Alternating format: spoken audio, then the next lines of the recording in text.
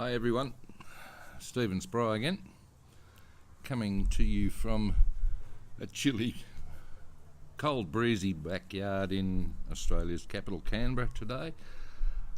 I'm trying to wrap my head around the relationship between Plato's cave story that I talked about the other day and the movie trilogy of The Matrix, which came out in 1999, because the stories bear a little bit of resemblance there. So I love stories, so I thought let's discuss it.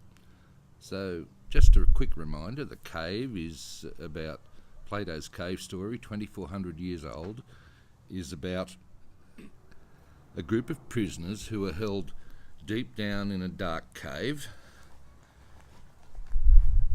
I like to think of them as mushrooms. You'll see why in a sec. But these prisoners are being held down in this dark cave, and their thoughts and everything else are controlled by a group of puppeteers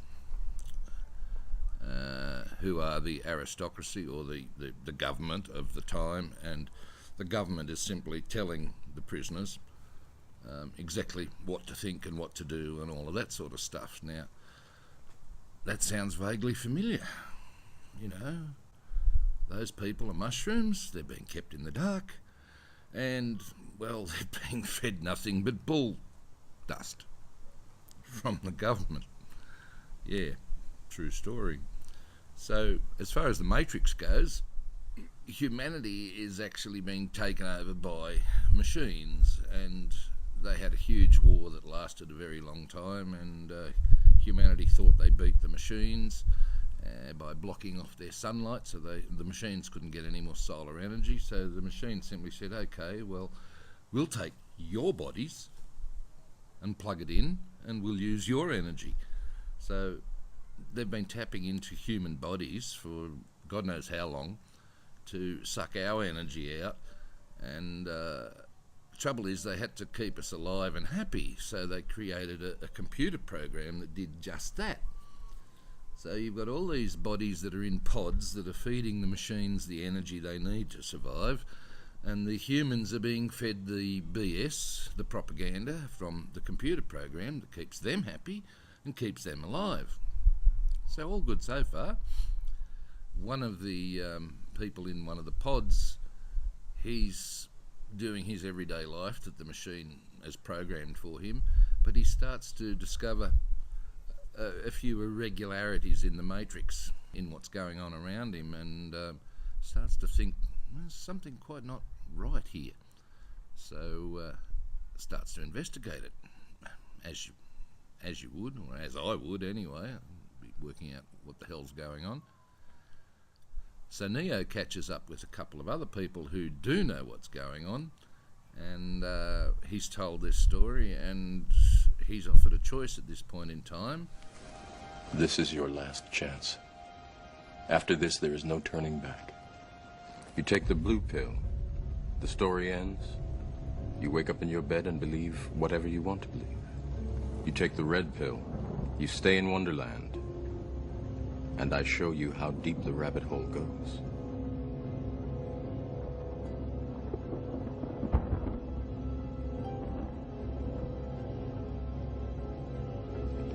Remember, all I'm offering is the truth, nothing more.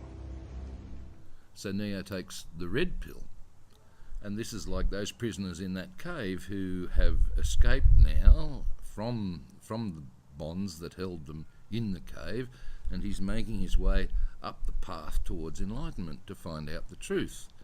In Plato's story, once the people have escaped from the cave and found out the truth, they then come back into the cave to try and release other prisoners, and that's exactly what all the rebels are doing in the Matrix. Is, you know, all these people that have been red-pilled, they're trying to rescue other people that have worked out something's going on, or whatever. They've decided that these rebels, they rescue all the people that have twigged to something going on that isn't quite right.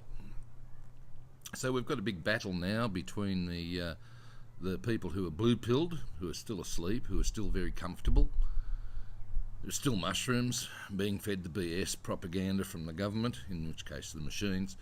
And you've got all the red pill rebels who are out fighting to free all the humans that are still enslaved in their pods, feeding energy into the machine matrix. So that's what the story's about. Quite good fun.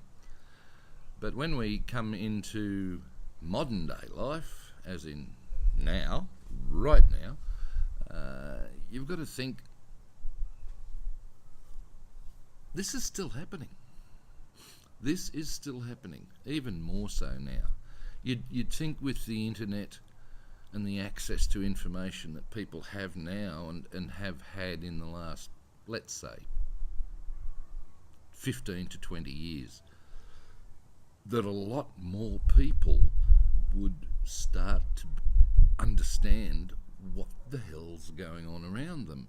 But it seems the reverse has happened. It seems, to me anyway, that a lot more people are actually being blue-pilled and are quite happy to stay in that mushroom state, to be blissfully unaware of the reality that's going on in the world around them. And you know, I can understand why, because if you do decide to take a red pill and to open your eyes and look around you and watch what's going on, some of what's going on is absolute weird stuff. Really weird.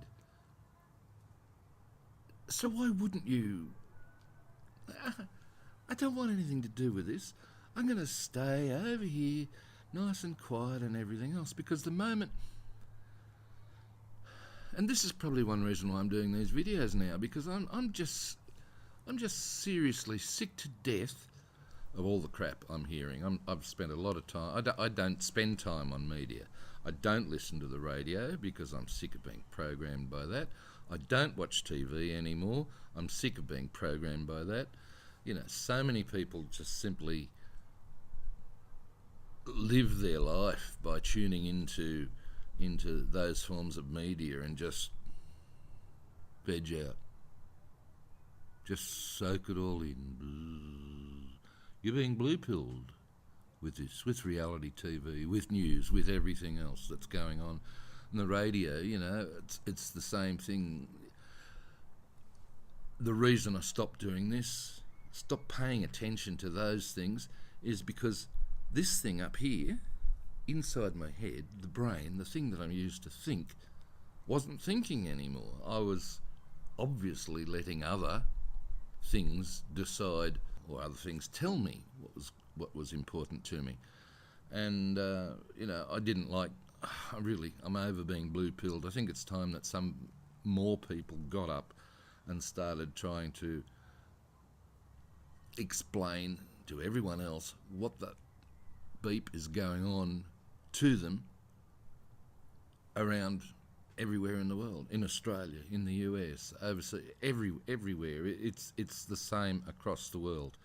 But hey, guys, look, unless you start waking up to what's going on around you, to be released from your pod, to do your own thinking, to critically assess what the hell's happening, then, well, guess what? You're doomed. I mean, there's... Today... Unbelievable. The government in the state that I'm visiting at the moment has, the day before a national election, decided to follow the recent British lead and declared a climate change emergency. i.e., we've got to do something or else the world is doomed. Well, go back a little bit. Red pill yourself. Do that, because there is an emergency. The emergency is that too many other bloody people out there are telling you exactly what to think. And you're not thinking. Okay? It's time. Here's my election message, to quote a famous Australian. It's time now for you guys to actually wake up and look at what the heck is going on and do something about it. Okay. Starting to sound like a lunatic, which I'm not, but I'll be accused of that. Who cares? Look, you know what to do.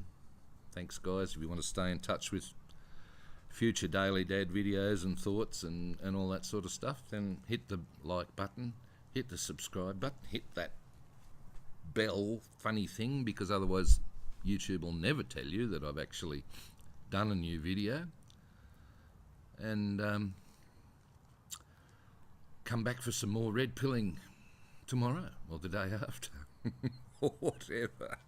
Okay, guys, catch you next time. Bye.